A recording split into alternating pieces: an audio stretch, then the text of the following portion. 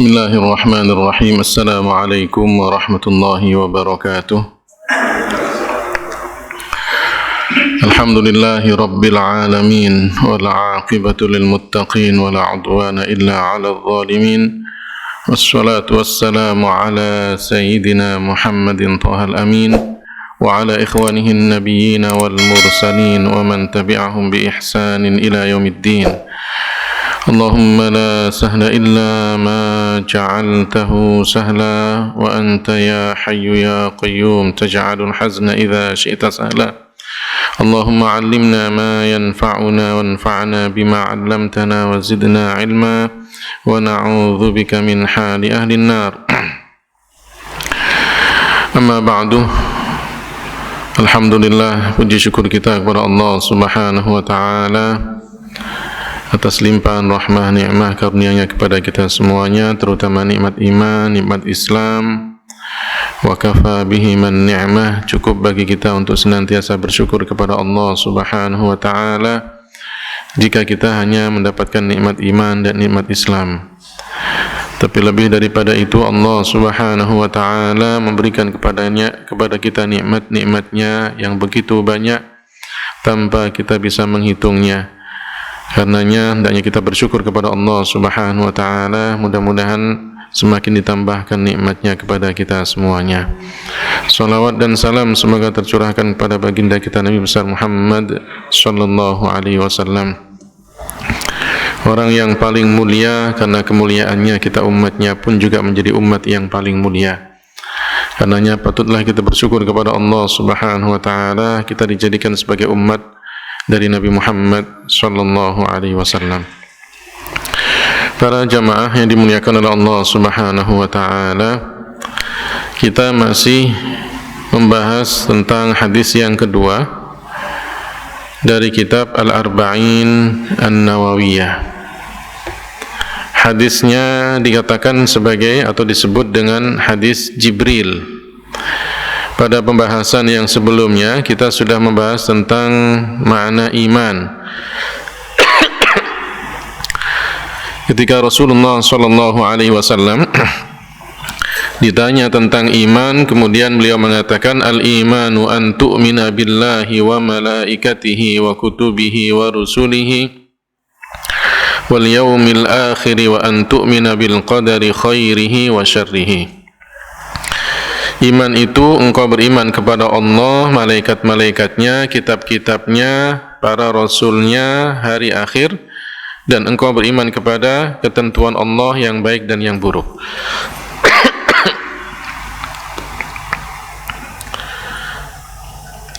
Kemudian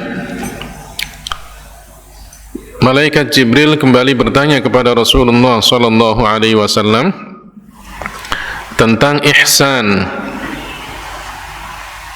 Disebutkan oleh Rasulullah sallallahu alaihi wasallam, ihsan itu engkau beribadah kepada Allah taala seakan-akan engkau melihatnya, dan jika engkau tidak melihatnya, maka sesungguhnya Allah melihatmu.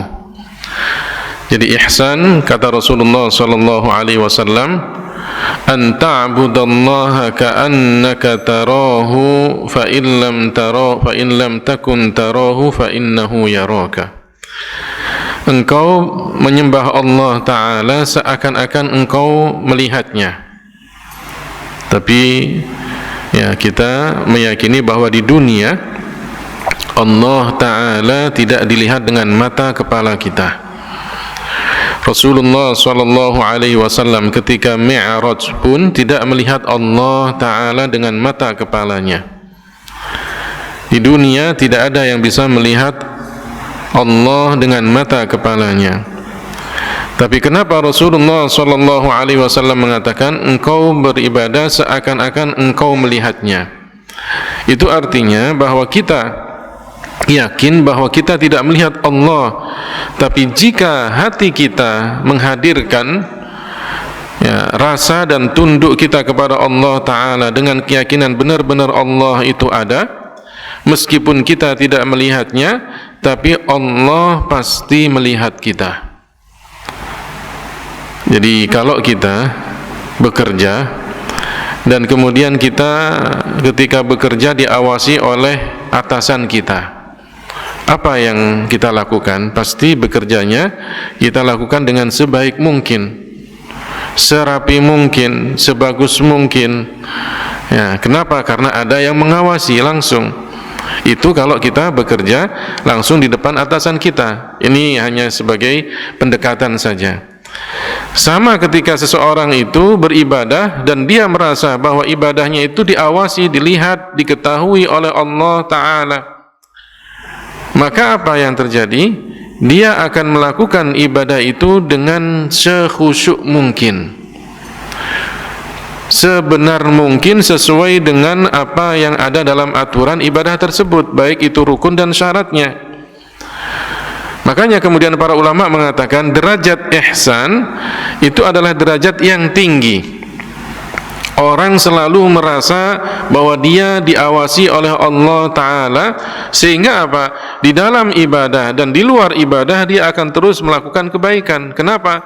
Karena dia selalu merasa diawasi oleh Allah Ta'ala. Jadi malaikat Jibril bertanya kepada Rasulullah tentang Islam, kemudian tentang iman.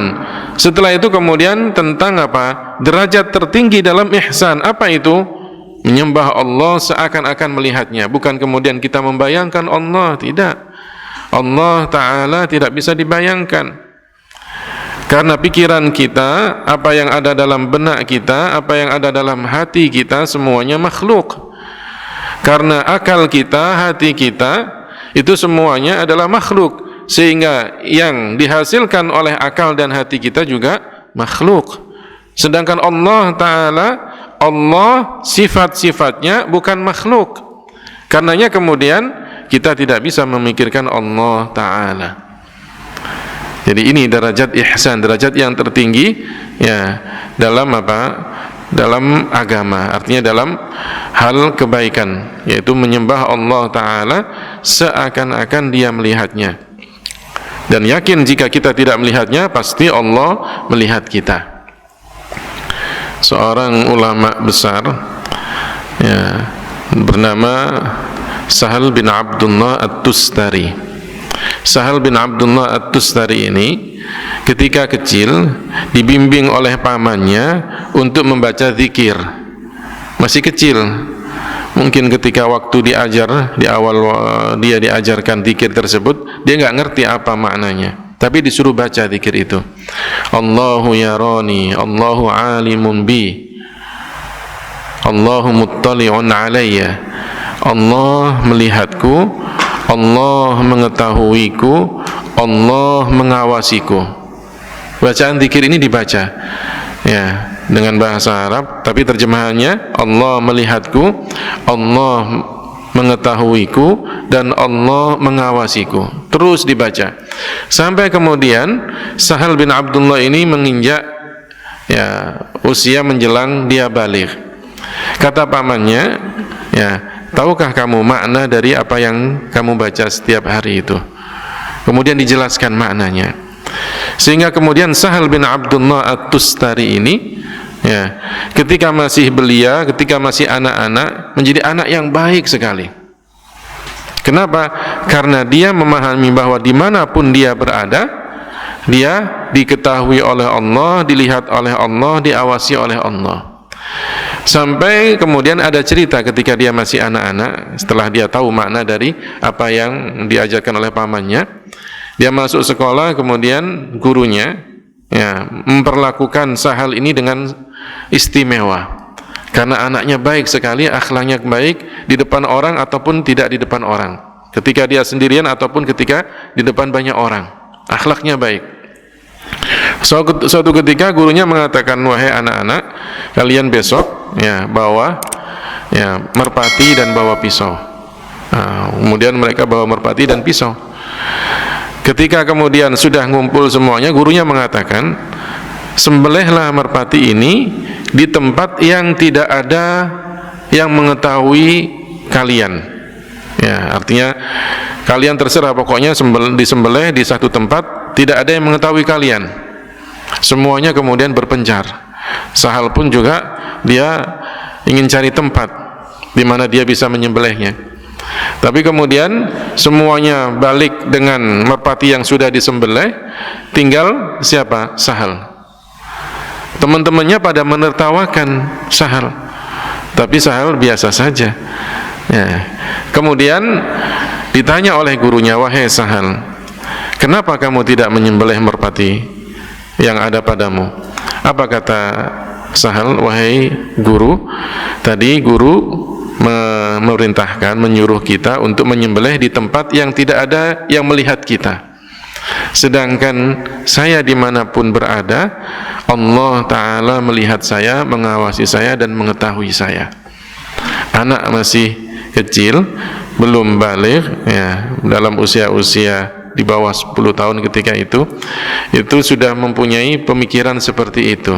Keyakinan bahwa Allah Ta'ala melihatnya, mengetahuinya, mengawasinya. Maka kemudian ya, gurunya mengatakan, benar wahai Sahal, dimanapun kita berada, Allah Ta'ala melihat kita. Ya, jadi jadilah kemudian Sahal bin Abdullah At-Tustari ini tumbuh dewasa sampai menjadi seorang wali, orang yang soleh. Kenapa? Karena dididik dari awal bahwa dia diketahui, diawasi, dan dilihat oleh Allah dimanapun dia berada. Orang yang seperti ini, maka dia akan melakukan ibadah dengan khusyuk. Kemudian ketika di luar ibadah pun juga dia akan melakukan kebaikan. Kenapa? Karena dalam setiap keadaan, dalam setiap langkahnya terus diawasi, dilihat, dan diketahui oleh Allah Subhanahu wa Ta'ala. Ini namanya derajat ihsan. Orang yang selalu merasa, ya, muraqabah, selalu merasa bahwa dia diawasi oleh Allah Subhanahu wa Ta'ala. Dan ini kan tidak gampang orang seperti itu. Ya, terkadang orang dalam sholat pun tidak khusyuk. Ya, ketika kita sholat, sudah mulai sholat, yang ada dalam pikiran kita adalah memikirkan apa, ya, urusan dunia kita. Sampai selesai sholat, baru kemudian ya, kita ingat tadi sholat kok, ya, pikiran kemana-mana. Tapi itu hampir dilakukan ketika sholat. Nah, begitulah setan. Ketika kita sholat, kita selalu apa? Digoda oleh setan. Sampai kemudian selesai sholat, tidak ada rasa khusyuk sama sekali. Ya, bahkan kadang kita ketika sholat, ya, apa yang kita cari sebelum sholat itu kadang ingat ketika sholat. Ya, itulah setan, diingatkan kita dengan urusan dunia kita di dalam sholat kita. Ya, seseorang datang kepada Imam Abu Hanifah. Dia mengadu kepada Imam Abu Hanifah tentang barangnya yang hilang. Barangnya hilang. Kata Imam Abu Hanifah, ya, nanti malam sholatlah. Ya, kalau kamu bangun, sholatlah sampai waktu subuh. Dan kemudian menjelang subuh berdoalah. Ya, jadi kalau nanti malam bangun kamu, ya, bangunlah tengah malam jam 1, jam 2. Kemudian setelah itu apa? Sholatlah. Ya, kalau kemudian menjelang subuh, maka berdoalah. Insya Allah, Allah akan menunjukkan di mana barangmu. Orang ini kemudian melakukan ibadah apa yang diperintahkan oleh Imam Abu Hanifah, sholat malam, untuk kemudian dia berdoa. Baru sholat 2 rakaat, kemudian apa? Sudah ingat barangnya. Setelah itu kemudian dia sudah selesai, nggak sholat lagi, tidur dia. Nah, kemudian dia paginya bertemu dengan Imam Abu Hanifah, mengatakan, wahai Imam, terima kasih, saya semalam, ya, baru sholat 2 rakaat saja, ya, sudah ingat saya barang saya. Apa kata Imam Abu Hanifah? Itulah godaan setan. Kamu baru sholat 2 rakaat sudah ingat urusan duniamu, sehingga kamu tidak jadi sholat untuk sampai menjelang subuh. Nah, begitulah setan. Ya, dalam urusan dunia itu kadang kita diingatkan di waktu-waktu sholat, di waktu-waktu kita ibadah, ya, untuk menggoda apa? Ibadah kita. Ya, inilah, sehingga kemudian Imam Abu Hanifah mengatakan, besok kamu harus bangun malam lagi, ya, harus sholat dari waktu kamu bangun sampai kemudian sholat subuh, karena kamu belum melakukan apa yang saya perintahkan. Ya, ini. Jadi orang itu ketika dia sampai pada derajat ihsan, pasti dia akan baik di dalam sholatnya ataupun di luar sholatnya. Makanya Al-Quran mengatakan innas sholata tanha 'anil fahsya'i wal munkar. Sesungguhnya salat itu bisa mencegah dari perbuatan keji dan kemungkaran. Apa kaitannya salat dengan perbuatan keji? Ketika kita salat di masjid kan, perbuatan keji itu biasanya dan kemungkaran biasanya dilakukan di luar masjid.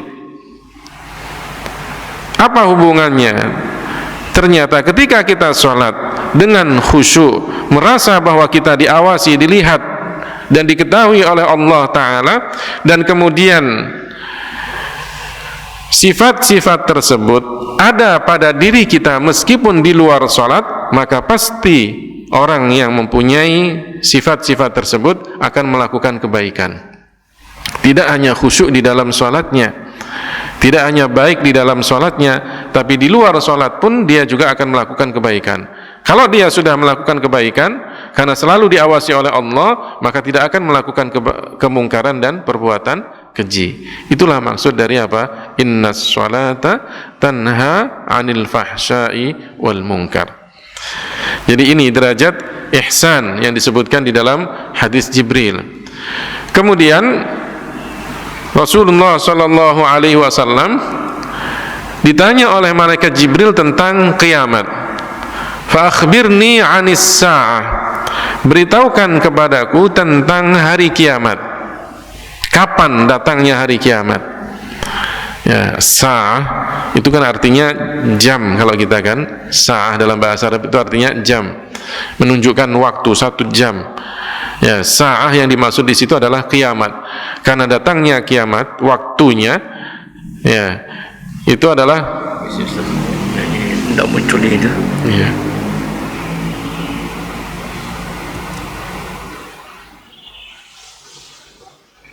Duplicate. Expanded. Ya. Ya.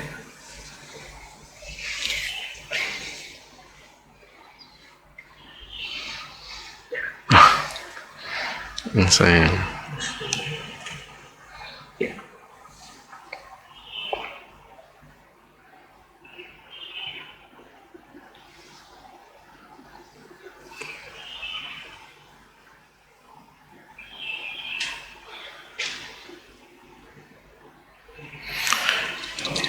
Ya, kemudian Rasulullah sallallahu alaihi wasallam ditanya oleh malaikat Jibril tentang apa? Hari kiamat, kapan datangnya secara pasti? Maka jawaban Rasulullah sallallahu alaihi wasallam ketika itu apa? Mal mas'ulu anha bi'a'lama minas sa'ili. Jawaban Rasulullah, tidaklah ada yang ditanya itu lebih tahu daripada yang bertanya. Jadi dua-duanya tidak tahu, baik yang ditanya ataupun yang bertanya tidak tahu. Jadi jawaban Rasulullah itu tidak hanya sekedar beliau mengatakan saya tidak tahu. Kalau saya tidak tahu bisa memungkinkan orang lain tahu, gitu kan? Tapi jawaban Rasulullah mengatakan mal mas'ulu, tidaklah orang yang ditanya bi'alama, lebih tahu daripada yang bertanya. Artinya yang ditanya dan yang bertanya nggak akan tahu. Siapapun nggak ada yang tahu tentang datangnya hari kiamat secara pasti. Itu jawaban Rasulullah Shallallahu Alaihi Wasallam, sungguh luar biasa. Ya, menunjukkan bahwa datangnya hari kiamat secara pasti tidak ada orang yang tahu. Karena itu adalah rahasia Allah Subhanahu Wa Taala. Allah Taala berfirman, Yas'alunaka 'anis sa'ati ayyana mursaha Qul innama ilmuha 'inda Rabbi la yujalliha liwaqtiha illahu. Ya, mereka menanyakan kepadamu wahai Muhammad tentang kiamat, kapan terjadinya? Katakanlah sesungguhnya pengetahuan tentang kiamat itu ada pada Tuhanku. Ya, tidak ada seorang pun yang dapat menjelaskan kapan waktunya, kapan terjadinya selain Allah Ta'ala. Ya, makanya jawaban Rasulullah, beliau mengatakan tidaklah ada orang yang ditanya lebih tahu daripada yang bertanya. Sama-sama nggak tahu, baik Rasulullah ataupun malaikat Jibril. Ini artinya bahwa ketika kita ditanya tentang sesuatu yang tidak kita ketahui, terutama dalam masalah agama, maka katakan saya tidak tahu. Ya. Jangan pernah kemudian dalam masalah agama kita mengatakan menurut pendapat saya. Nah, kalau sudah menurut pendapat saya, berarti kan pendapat dia, bukan berdasarkan Al-Quran dan hadis. Sedangkan kita ini umumnya bukan seorang mujtahid, sehingga apa? Tidak boleh kita apa? Beristihad. Kenapa? Kapasitas kita bukan seorang mujtahid. Seorang mujtahid itu punya persyaratan yang luar biasa banyaknya. Ya. Di samping mempunyai kecerdasan yang luar biasa, ya, harus menguasai ayat-ayat tentang hukum, ayat-ayat hukum, meskipun tidak hafal semua Al-Quran, tapi ayat-ayat hukum harus hafal. Ayat-ayat yang dinasakh, yang dihapus oleh ayat-ayat yang datang setelahnya harus juga hafal. Kemudian hadis-hadis pun juga harus banyak yang dia hafal. Bukan kemudian hanya hafal tapi tahu maknanya. Ya, masih banyak lagi persyaratan-persyaratan yang lainnya. Jangan kemudian dalam masalah agama kita mengatakan menurut pendapat saya. Ya, tidak bisa. Nah, kadang kita ini kalau dalam masalah duniawi yang bukan urusan dan keahlian kita terus terang. Ya, terus terang kita tidak bisa. Kita bukan arsitek disuruh kemudian menggambar dan menjadi arsitek dari satu bangunan, pasti kita mengatakan apa? Saya bukan ahlinya dalam masalah ini. Ya, saya bukan arsitek. Sama kalau kita bukan ahli montir pun juga disuruh membetulin mobil, pasti kita akan mengatakan saya bukan ahlinya. Begitu pula kalau kita bukan keahlian kita di penyakit tertentu, tapi kemudian disuruh untuk mengobati penyakit yang lainnya, pasti kita akan mengatakan bukan keahlian saya di situ. Dalam masalah duniawi kita terus terang bahwa kita tidak bisa, tapi kadang dalam masalah agama banyak sekali orang yang mengatakan menurut pendapat saya. Harusnya lebih utama lagi dalam masalah agama kita mengatakan saya tidak tahu. Sudah cukup. Rasulullah SAW saja ketika ditanya tentang hari kiamat, karena memang beliau tidak tahu, beliau mengatakan saya tidak tahu. Yang ditanya dan yang bertanya sama-sama nggak tahu. Nah, ini menunjukkan jangan berfatwa menurut semau kita. Harus berdasarkan apa? Al-Quran dan hadis ataupun pendapat para ulama. Jadi Rasulullah SAW ketika ditanya tentang hari kiamat, beliau mengatakan tidak tahu. Kemudian setelah itu malaikat Jibril bertanya tentang tanda-tanda hari kiamat. Tanda-tanda hari kiamat. Antalidal amatu rabbataha wa antaral hufatal uratal alata ri'a asya'i yatatawaluna fil bunyan. Yang pertama, Rasulullah mengatakan di antara tanda kiamat yang disebutkan oleh Rasulullah di dalam hadis ini, hadis Jibril, itu dua. Beliau mengatakan apabila seorang budak melahirkan anak ya atau tuannya, itu yang pertama. Apabila seorang budak melahirkan tuannya, para ulama kemudian berbeda pendapat tentang masalah apa maksud dari seorang anak melahirkan atau seorang budak melahirkan tuannya. Pendapat yang pertama, bahwa umat Islam itu nanti akan menguasai negara-negara non-muslim hingga banyak perbudakan, dan konsekuensinya anak seorang ya budak amah, ya amah itu budak perempuan ya, dari tuannya kedudukannya sama dengan tuannya. Anaknya si budak itu nanti akan menjadi tuan juga, memperbudak ibunya. Itu pendapat yang pertama, bahwa nanti akan terjadi banyak apa? Futuhat. Umat Islam menguasai daerah-daerah non-muslim. Biasanya kemudian ada tawanan, dan di antara tawanan itu ada perempuan. Jika perempuan ini tidak mempunyai suami, maka bisa apa? Dijadikan budak. Nah, sehingga kemudian oleh tuannya digauli. Si budak ini jadilah kemudian punya anak, anaknya statusnya sama dengan tuannya. Sehingga kemudian anak yang itu adalah anaknya si budak itu menjadi tuannya dari budak tersebut. Maka dikatakan seorang budak melahirkan tuannya. Ya. Yang kedua katanya apa? Kondisi umat Islam sudah rusak sehingga para pemilik budak menjual ibu-ibunya ya, dari anak-anak mereka ya, sehingga bergantian ya tuan, dan bisa jadi anaknya ya itu kemudian bertemu dengan budak yang dulu adalah ibunya. Nah, itu dua pendapat ini kata para ulama pada akhir zaman ini ya sangat kecil kemungkinannya. Karena rata-rata di beberapa negara, baik itu negara Islam ataupun negara non-Muslim, sudah tidak ada lagi perbudakannya. Ya, bisa jadi itu terjadi waktu dulu. Ya, sekarang sudah hampir dikatakan tidak ada perbudakan, meskipun ada yang mengatakan di Mauritania itu masih ada ya strata budak itu. Orang dikatakan budak, kemudian keturunan-keturunannya pun juga dikatakan masih apa? Keturunan budak. Tapi tidak diperjualbelikan sebagaimana waktu dulu.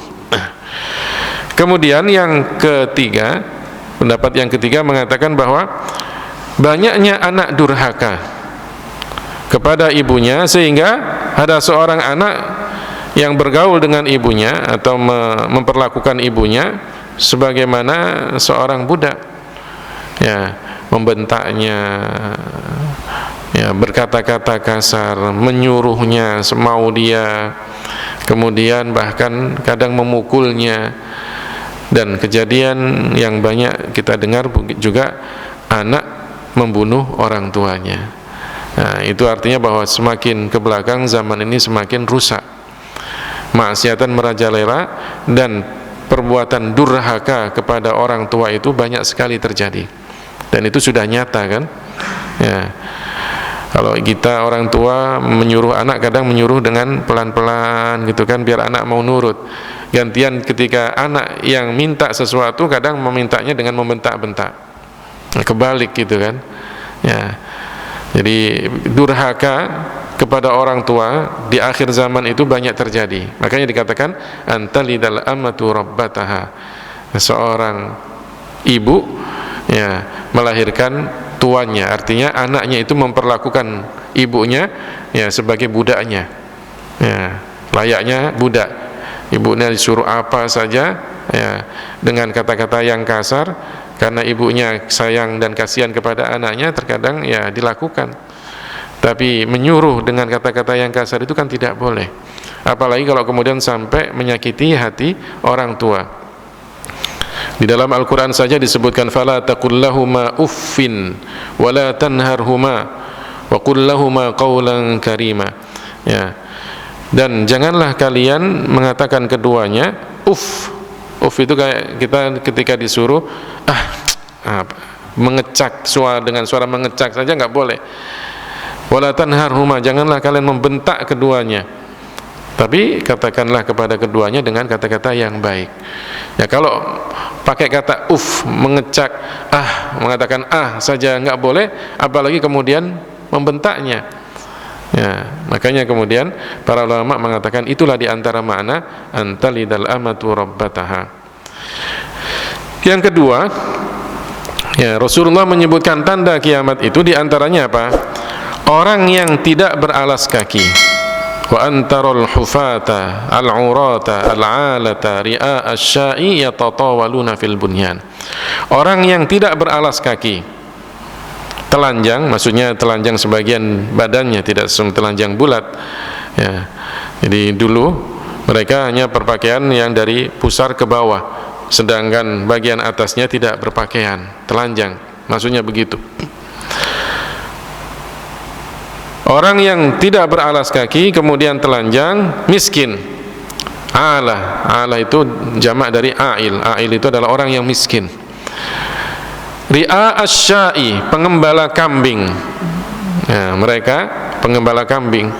Jadi tradisi orang-orang Arab dulu itu mereka apa? Ketika mengembala kambing tidak beralas kaki. Pakaiannya pun juga tidak sempurna, tidak lengkap pakaian dari atas sampai ke bawah, tidak. Kadang hanya sebagian saja yang ditutupin bagian bawahnya saja. Dan mereka rata-rata apa? Miskin. Ri'a asy-sya'i. Nah, kenapa? Karena pengembala kambing miskin. Apa kata Rasulullah? Yatatawaluna fil bunyan. Mereka itu nanti di akhir zaman, mereka itu berlomba-lomba dalam meninggikan bangunan. Rasulullah sallallahu alaihi wasallam ya menyebutkan tentang orang-orang ini ketika di mana beliau berada, di Makkah ya atau di Madinah ya. Makkah dan Madinah daerah Hijaz. Dulu daerah Hijaz ini adalah terkenal dengan pengembala kambing. Dulu kaum Baduinya ya, kaum Baduinya, pedalamannya kan kebanyakan daerah-daerah Badui, yang daerah perkotaan sedikit sekali. Rata-rata mereka adalah orang-orang yang pengembala kambing. Ketika mengembala kambing tidak beralas kaki, telanjang sebagian badannya. Mereka rata-rata adalah miskin, mencari rumput dimanapun jika ada rumput, dibawa kambingnya ke situ. Tapi apa yang terjadi sekarang? Daerah-daerah Hijaz itulah yang sekarang rata-rata menjadi orang-orang kaya, baik itu pemerintahannya pun atau rakyatnya. Sehingga mereka sekarang apa? Meninggikan bangunan kan? Bangunannya tinggi-tinggi, lebih tinggi daripada bangunan-bangunan yang ada di negara-negara lain. Daerah Hijaz, Saudi, Emirat, Qatar, Kuwait, itu kan daerah-daerah situ ya, yang dulunya adalah pengembala kambing, daerahnya tandus. Sekarang karena keluar minyak di negaranya, apa yang terjadi? Mereka yang lebih banyak apa? Meninggikan bangunan. Bahkan di Makkah pun ada bangunan yang tinggi gitu kan, sampai kemudian di Emirat pun ada bangunan yang tinggi, Burj Khalifah itu kan bisa sampai 850 meter ya kalau nggak salah itu bagaimana itu? Artinya menunjukkan bahwa apa yang disampaikan oleh Rasulullah SAW tentang tanda-tanda hari kiamat yang dua itu, dua-duanya sudah terjadi. Ini adalah di antara tanda-tanda kiamat yang kecil ya. Para ulama mengatakan hampir tanda-tanda hari kiamat yang kecil itu semuanya terjadi, mulai dari banyaknya maksiat, banyaknya perzinaan, perempuan-perempuan yang mengumbar auratnya berada di mana-mana ya, banyaknya anak-anak yang durhaka kepada orang tuanya, minum-minuman keras pun juga tanpa rasa malu mereka menjualnya ya. Kan minum-minuman keras ya dengan mengatakan 0% alkohol, di mana ada 0% alkohol ya. Kemudian ya, pembunuhan, kejadian alam, gempa bumi, tsunami, gunung meletus, penyakit yang aneh-aneh yang dulunya tidak ada kemudian muncul belakangan, banyaknya tempat-tempat maksiat, pasar berdekatan satu dengan yang lainnya, karena banyak kemaksiatan itu terjadi di pasar kan ya, banyak kebohongan, penipuan itu terjadi di pasar. Makanya dikatakan oleh Rasulullah SAW, pasar itu adalah sejelek-jelek tempat. Sampai nanti tanda kiamat yang kecil itu adalah munculnya Al-Imam Mahdi. Al-Imam Mahdi Muhammad bin Abdullah ya, namanya Muhammad, ayahnya Abdullah, salah satu di antara keturunan Rasulullah SAW nasabnya, yang kemudian dibaiat oleh para malaikat dan mengatakan ya, para malaikat mengatakan inilah Imam Mahdi ya. Itulah tanda kiamat yang kecil. Terakhir adalah munculnya Al-Imam Mahdi. Kemudian di samping itu, setelah itu kemudian muncul tanda-tanda kiamat yang besar. Disebutkan di dalam beberapa hadis bahwa tanda kiamat yang besar itu adalah 10 ya, 10. Keluarnya Dajjal, kemudian turunnya Nabi Isa dari langit yang kedua ya, kemudian keluarnya Ya'juj dan Ma'juj, dua kaum ya, yang itu juga dari manusia, tapi mereka ini bengis, kejam, selalu melakukan pembunuhan kepada siapa saja yang bukan dari kaumnya, Ya'juj dan Ma'juj. Kemudian terbitnya matahari dari arah barat, setelah kemudian bumi itu tadinya tidak tidak keluar mataharinya, tidak muncul mataharinya untuk beberapa waktu.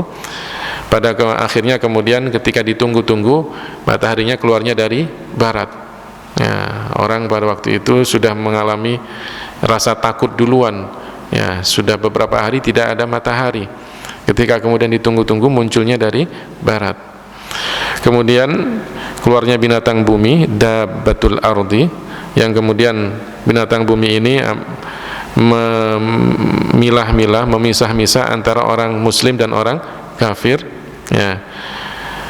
Kemudian keluarnya asap yang menyebar ke seluruh bumi, yang menjadikan orang itu sesak, ya. Adapun orang mukmin, ya, itu diberikan sesuatu yang ringan bagi Allah Subhanahu wa taala, tidak merasa sesak sebagaimana orang-orang yang kafir.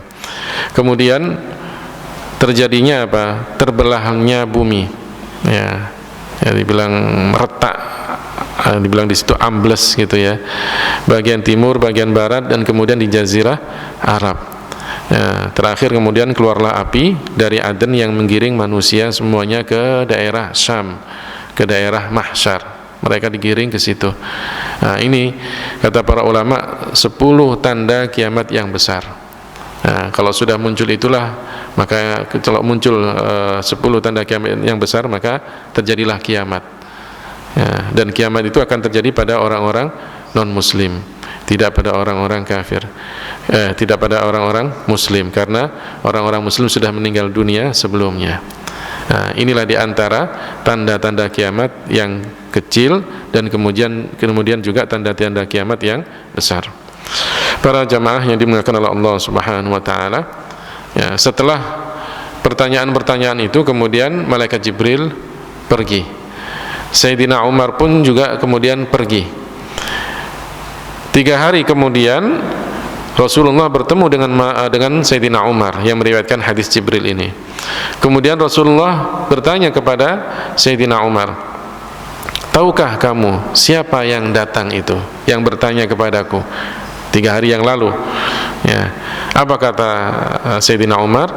"Allahu wa rasuluhu a'lam." Allah dan Rasulnya yang lebih tahu. Nah, ini menunjukkan bahwa apa? Seseorang jika tidak tahu, langsung dia mengatakan tidak tahu. Tapi dengan sopan santun, Sayyidina Umar mengatakan Allah dan Rasulnya yang lebih tahu. Apa kata Rasulullah? "Dzaka Jibrilu atakum yu'allimukum dinakum." Itulah malaikat Jibril yang datang kepada kalian untuk mengajarkan kepada kalian tentang agama kalian. Jadi ini kata para ulama, di antara salah satu metode dalam mengajarkan sesuatu kepada anak didik. Bagaimana metodenya? Metode tanya jawab. Biasanya kan Rasulullah kan menyampaikan wahyu begitu saja kepada para sahabatnya, dikumpulkan, disampaikan wahyu, hadis Rasulullah ataupun Al-Quran. Tapi ketika itu tidak dengan langsung menyampaikan, dengan cara apa? Datang malaikat Jibril bertanya kepada Rasulullah. Ketika orang itu ditanya, pasti yang lainnya mendengar, menunggu apa sih jawabannya Rasulullah, ya. Kemudian dijawab oleh Rasulullah, ditanya lagi, dijawab oleh Rasulullah, menunjukkan bahwa di antara metode kita dalam belajar mengajar adalah apa? Metode tanya jawab. Karena terkadang metode tanya jawab itu bisa lebih apa? Dimengerti, dipahami, dan mudah dihafali oleh anak didik. Ya, inilah yang menjadi penjelasan kita pada hadis Jibril dari awal sampai akhir. Ya, mudah-mudahan kita semuanya bisa memahaminya. Dan jika di antara para jamaah ada yang mau ditanyakan, dipersilahkan.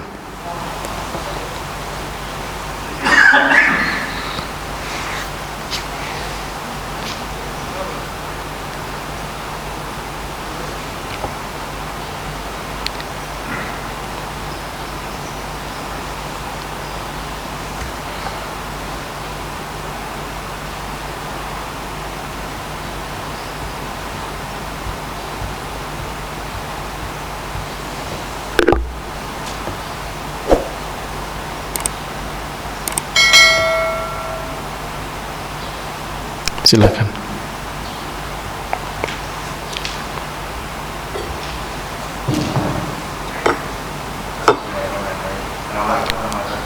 Waalaikumsalam warahmatullahi wabarakatuh. Saya mau tanya mengenai konsep sholat yang khusyuk. Jadi tadi diceritakan mengenai sufisan itu. Jadi kalau kita melihat hadisnya, kita berpikir kalau sholat khusyuk itu ketika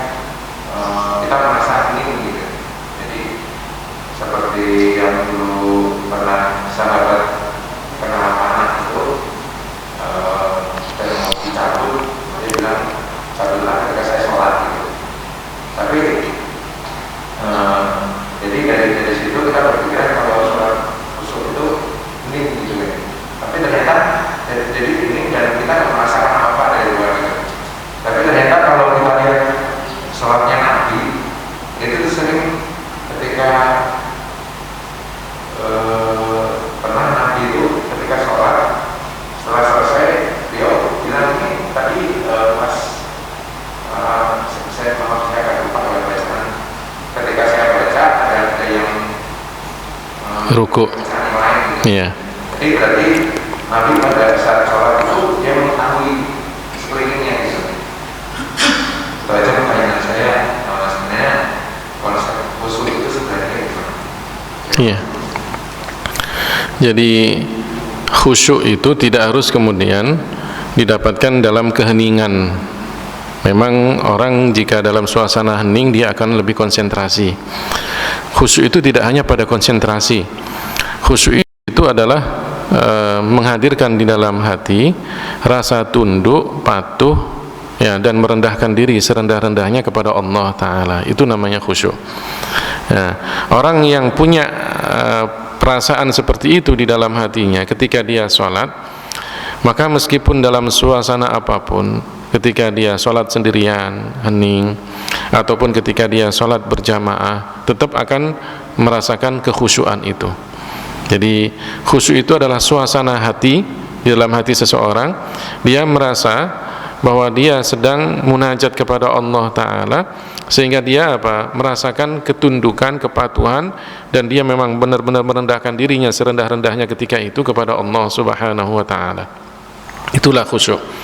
Dan untuk meraih rasa khusyuk di dalam sholat itu memang butuh latihan. Ya, memang butuh terus diasah, dilatih sampai pada akhirnya orang itu merasakan nikmatnya sholat.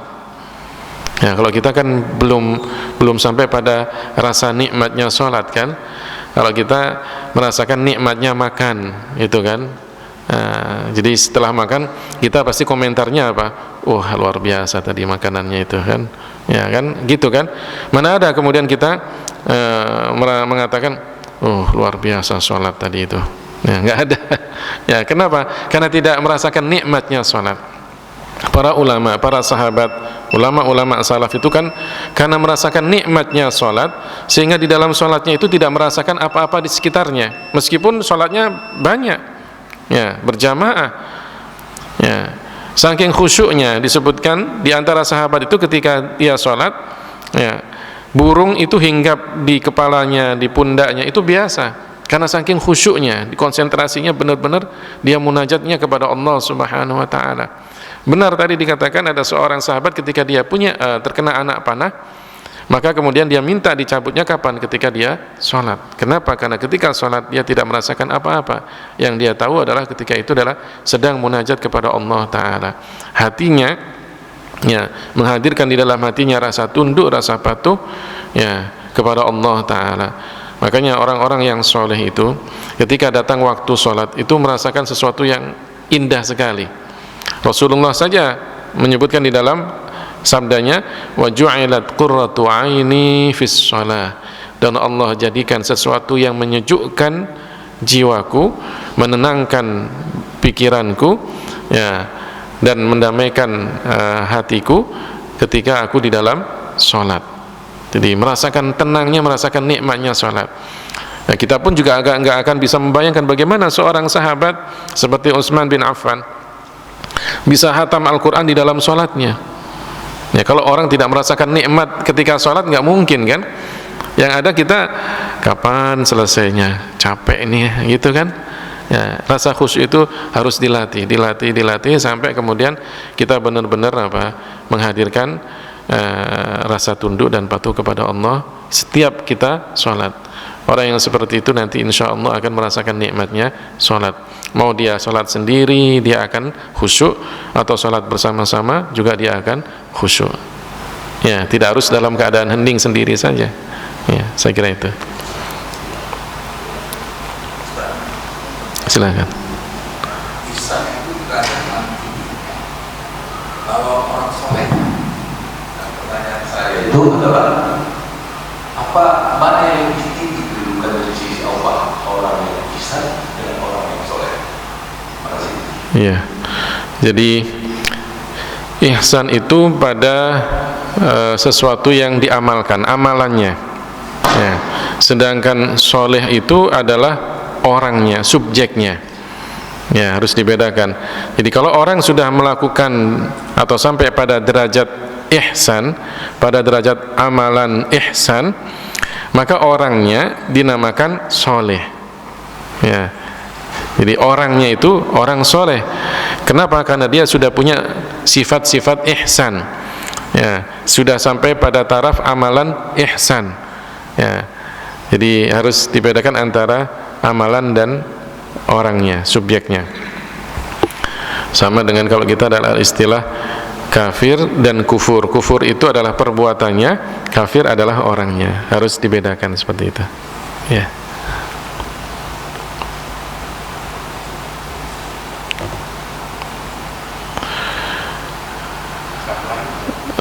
Sebentar, ada Pak Haji. Silakan Pak Haji. Waalaikumsalam warahmatullahi wabarakatuh. Tadi disebutkan oleh hal-hal yang kebutuhan dan kepada orang menikah manusia dan sebagainya. Dan juga dikatakan soal akhir Imam Mahdi. Bagaimana kita menyikapi masalah ini sehubungan dengan Nabi Muhammad SAW? Ya. Ya. Jadi Rasulullah SAW menyebutkan di dalam hadisnya akan lahir seseorang yang namanya sama dengan namaku, nama ayahnya sama dengan nama ayahku. Dialah yang nanti akan memimpin umat Islam, jadi imam. Ya, jadi kalau istilahnya kita akan khalifah, gitu kan, pemimpin umat Islam secara keseluruhan. Tapi tidak mengaku nabi, dia hanya menjadi imam yang memimpin umat Islam secara keseluruhan. Semua umat Islam berbaiat kepadanya. Berbaiat itu mengakui bahwa beliau adalah pimpinannya. Nah, jadi tidak sampai kemudian Imam Mahdi itu mengaku sebagai nabi, tidak ada. Ya, kalau kemudian ada muncul seperti dulu Ghulam Ahmad Al-Qadiani gitu kan, dia mengaku sebagai pemimpin umat Islam sampai kemudian mengaku sebagai nabi, itu tidak benar. Ya, paham Ahmadiyah itu kan. Nah, Imam Mahdi tidak demikian. Atau juga muncul kapan itu di Malaysia yang ya bikin kayak satu jamaah tersendiri itu dengan pakaian yang khusus, dan dia juga mengaku Imam Mahdi. Ya, itu juga tidak benar. Kenapa? Karena namanya bukan Muhammad, nama ayahnya bukan Abdullah. Ya, namanya sama, nama Muhammad, lahir biasa. Tidak seperti orang-orang Syiah. Orang-orang Syiah kan meyakini bahwa Imam Mahdi itu imam yang kesekian, saya lupa ya. Ya, imam ke-9 atau ke-11. Itu yang kemudian hilang, setelah itu kemudian muncul nanti di akhir zaman. Tidak demikian. Ya, bukan itu. Ya, Imam Mahdi dilahirkan layaknya biasa, manusia biasa, lahir dari kedua orang tuanya. Ya, kemudian Rasulullah menyebutkan nama ayahnya adalah Abdullah, dan kemudian dia sendiri adalah keturunan Rasulullah SAW. Orang kita mengatakan Habib atau Syarif begitu. Nah, beliau kemudian awal pembaiatannya dibaiat oleh para malaikat. Malaikat menunjukkan kepada orang-orang yang soleh, para ulama, bahwa ini adalah Imam Mahdi. Kemudian para ulama, orang-orang yang soleh berbaiat kepadanya. Dari situlah kemudian yang awam kan tinggal ikut saja. Kalau ulamanya, pemimpinnya sudah baiat kepada Imam Mahdi, maka yang lainnya ikut. Nah, itulah dikatakan Imam Mahdi. Nah, Imam Mahdi ini muncul sebelum turunnya Nabi Isa alaihissalam. Ya, itu diantara tentang Imam Mahdi. Ya, silahkan. Waalaikumsalam. Kalau kita melihat itu kan tadi ceritanya mengenai tanda-tanda kiamat. Itu kan kadang-kadang kalau melihat tanda-tanda orang mau datang itu setelah sebentar orangnya datang gitu. Tapi tanda-tanda itu apa yang harus kita lakukan ketika kita melihat tanda itu ada gitu. Nah, tanda itu kan tadi dibagi dua, ada yang kecil, ada yang besar. Iya.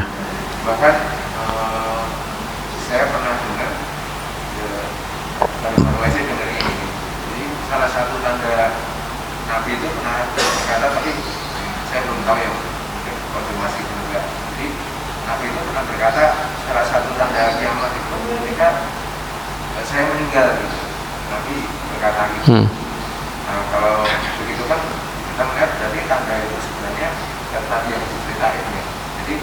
tanda itu sudah berlaku sejak zaman dahulu sampai sekarang gitu.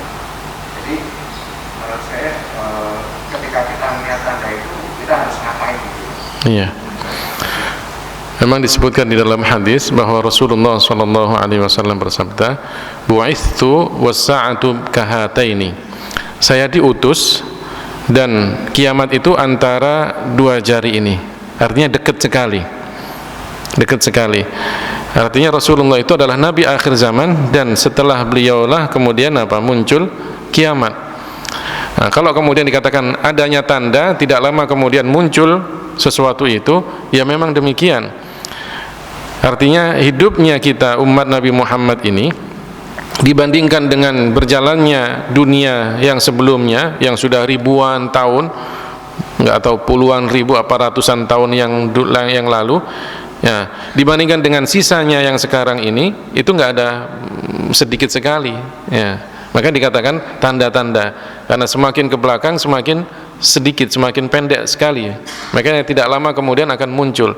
Itu jika dibandingkan dengan dunia yang sudah berjalan, yang sudah lewat, itu kan sudah panjang.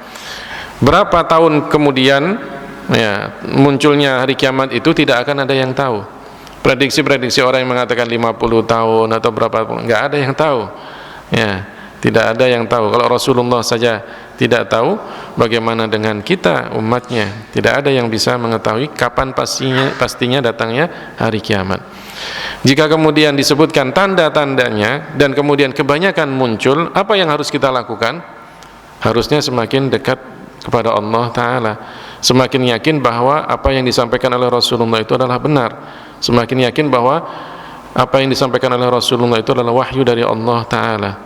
Karena Allah yang maha tahu apa yang akan terjadi, kemudian disampaikan kepada Rasulullah, disampaikan kepada kita. Itu menunjukkan kebenaran apa yang dibawa oleh Rasulullah. Hendaknya kita semakin introspeksi pada diri kita masing-masing, semakin hari semakin dekat. Nah, jangan-jangan kemudian muncul hari kiamat tidak lama lagi, kan kita nggak tahu. Harusnya semakin mendekatkan diri kepada Allah Ta'ala. Ya, itu diantaranya. Silakan jika masih ada yang tanyakan. Ya, jika tidak ada kita cukupkan taklim kita sampai di sini. Mudah-mudahan ada hikmah, ada manfaatnya, ada ilmu dan keberkahan yang kita dapatkan. Kita tutup dengan doa kafaratul majlis. Subhanakallahumma wa bihamdika asyhadu an la ilaha illa anta astaghfiruka wa atubu ilaik. Walhamdulillahi rabbil alamin. Wassalamualaikum warahmatullahi wabarakatuh.